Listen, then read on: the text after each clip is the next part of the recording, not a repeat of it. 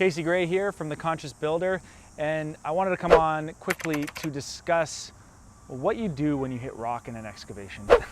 Here in Ottawa, where we are, we have the Canadian Shield running through the city. So there's a lot of sites where we do infill where we're gonna come across rock. You know, we start digging, all of a sudden 2 feet down, we hit rock. Big added expense for the people, the homeowners building the house.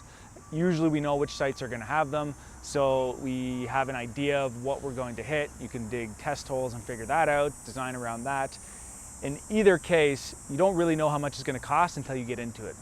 So there's really, you know, maybe say 3 ways to get rid of the rock, and blasting it, which is typically not required for a smaller excavation.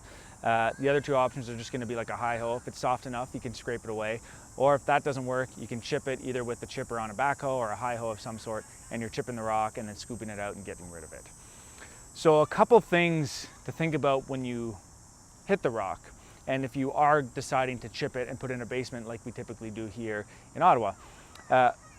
One, you need to remember that rock is just gonna chip wherever it wants to chip. You know, probably formed in layers, and on your plans, on your site survey, wherever your sewer is coming into your house, assuming you have a sewer, and you're doing this in the city and hitting rock. The bottom of your excavation, the underside of your footings, is what they show on the plans, will be where you need to bring your excavation down to. Now, when you're chipping the rock, chances of hitting that perfectly are pretty slim. And what you're gonna have to end up doing is go to the layer below that underside of footing, whatever it may be. So this is something that we've come across recently, and at that point, what do you do? What do you do with that excavation that's too deep? First of all, it costs more to chip it down, likely, and now it's gonna cost more to bring it back up. So there are a few options. If you're not below the sewers, you can just work with that. Maybe you have a taller foundation.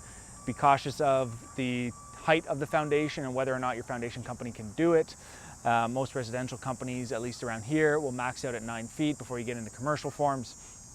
If you're only doing an 8-foot foundation, then you know maybe the 9-foot form is going to work.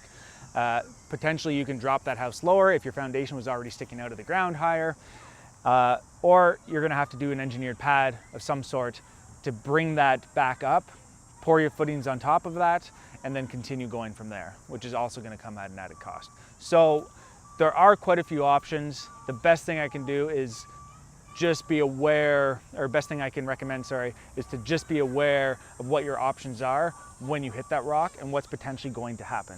So usually you should know whether or not you're going to hit rock, and then it's a matter of what's going to happen when you hit that rock. Do you just design without chipping it right, no basement? Do you go down deeper and build it back up? Do you go down deeper and just go from there?